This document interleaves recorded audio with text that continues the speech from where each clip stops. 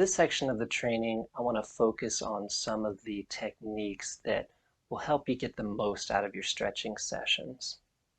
The first thing I want to talk about I call SPPM, Simplified Positional Posing and Movement.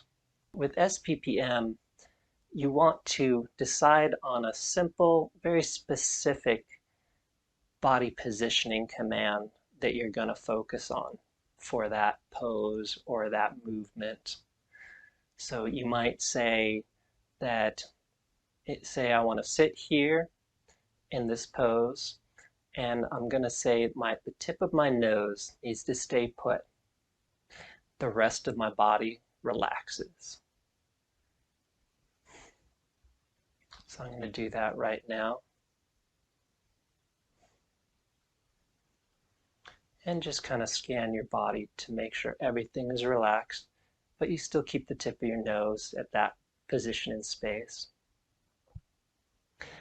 Now, for movements, this means you should choose a very simple movement requirement for what body part moves in what direction. For example, you might say that the palm of your hand moves to the tip of your nose. And as you go through that motion, you should make sure that your palm goes along that path and in that direction towards the tip of your nose, but everything else should be relaxed at all points along the motion. So every muscle fiber that's not required to pose or move you in that direction or that location can totally relax. The next technique I call side movements. So these are additional body movements apart from the main stretch sequence that you're going through. I call them on the side because they're little things you can change in your positioning or your weight distribution. These side movements can add some variety to your stretch routines, and they can also help release tension that you wouldn't otherwise by changing what some of the external forces that influence how you're moving through a stretch are. One of these techniques is called a micro expansion. With a micro expansion, you kind of imagine that there's one point on your body that you want to expand a bit. I like to think of it as a tiny sphincter muscle that you open up, and you can do that. Place one of these at any point of your body and just tell it, hey, gently open up. See if it responds. If you want to do a little bigger motion, you can do what I call an area expansion. This is where you might take the whole area that you're focusing on for that sequence and just imagining it get bigger. You always want to do these gently. And then an area contraction, as you might imagine, you just think of the whole stretch area getting smaller. These types of side movements are best to save for an exhale. That way you can get the most relaxed movement on top of your regular movement. Next topic I want to cover is called balance tension mindfulness.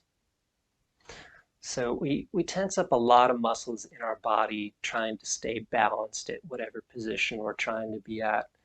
But our mind kind of forgets about a lot of the tension that we're adding to keep that balance. This is a way of bringing some mindfulness to those balance muscles so that you can release them and avoid any unnecessary tightening that your body might think it needs to use for balance when it really might not have to. So this is something where you just kind of move, once you've found a balance point for wherever your body is at that point in space, you just kind of move gently back and forth, real slowly. And when you get to one side, make sure you relax real good on that side, then move back to the other, relax again. See if you can feel any muscles starting to tighten up in order to hold you at that position. You'll find that these counterbalancing muscles, if you just kind of give them a chance to release on one direction and the other side, eventually they'll all start to release. When you're picking out stretches to do for sequential stretching, it helps for them to be very personalized. I go over a few stretches that I like to do that are helpful for where I'm at in my flexibility, but everybody is at a different point. And some people's bodies are just not ready for some stretches because if you can't get into a relaxed starting pose to begin with, it's unlikely you're going to be able to release much tension. The best stretch sequences for an individual will have a few characteristics. They'll have a almost totally relaxed starting pose. They'll have a decent range of motion where you can move from that starting pose without any high level tension coming up. And these will have a lot more tension release possible. It's helpful to focus on stretches that are going to help you the most. Tension visualization is something I introduced a little bit in the expanding cavern stretch sequence, but it's really a focus on the mindfulness behind what muscles are tensing up, making sure that you're paying close attention to that feedback and using some parts of your brain that are not normally involved in motion, getting them interested and getting them thinking about how tension is happening. So when you do a tension visualization, there'll be some sort of visual map so that you're mentally focusing on what parts of your body are tenser and which parts of emotion are looser, etc. You want to continuously update this mental picture. For every time you move a tiny bit in space, see if you can update that picture as to what's tighter and what's looser. You can use that mental picture to guide some of the side movements I talked about before, especially micro expansions and area expansions. If you see that you're at a particular location in your mental map has real low level tightness, that's a great place to try a few micro releases. See if you can get some movement out of muscles that are in that area. Now, if your overall picture has very low level tightness throughout, that's a great time for an area expansion. The stretch sequences that I go over and have on my website, I tend to be pretty specific about what I want you to do in them, but there's an infinite amount of variety that can really help enhance a lot of these stretches. You can shift your weight from one of the supporting feet to another.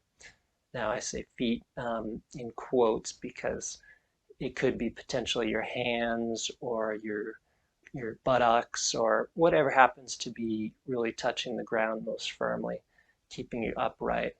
Just slight differences when you shift your weight between those can make a big difference in the stretch.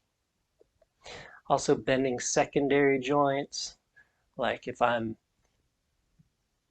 doing a stretch to bend my wrist, well, you can also do it with a straight arm, partially bent arm, rotation, any of these secondary movements where you might not think they're going to have an impact on your wrist itself, but they do affect the forces of those muscles that are causing that bend to happen. And they can help you to find new tension that you can release and progress further in a stretch. And any of those can be done halfway, a quarter way, an eighth way. Really, there's an endless variety of variations that you can make on these stretches. To sum things up a bit, any movement can be a sequential stretch. Anything your body can do can be turned into one of these stretch sequences to help you release tension. Just make sure you keep it slow and gentle. Don't take the stretches too far. You don't want to be pulling on tight muscles. You're just going to be fighting yourself and you're more likely to get hurt that way as well. Tension awareness is very important when stretching. The more you're aware of when your muscles are tightening up, the more easy it's going to be to release that tension. And this tension is built up from thousands of layers of tight muscles that are in these hibernation modes. You can't release them all at once, though. So a lot of the techniques are about getting some of these to release just one or a few at a time. Little bits add up to big overall tension release. And as you're kind of exploring your body, every layer that you can release through these techniques gives you more areas to explore. You may find that some of these areas are a lot tenser and have a lot more work to be done before they get to a really free state. But hopefully this gives you some of the tools that you need to really get there. Thank you.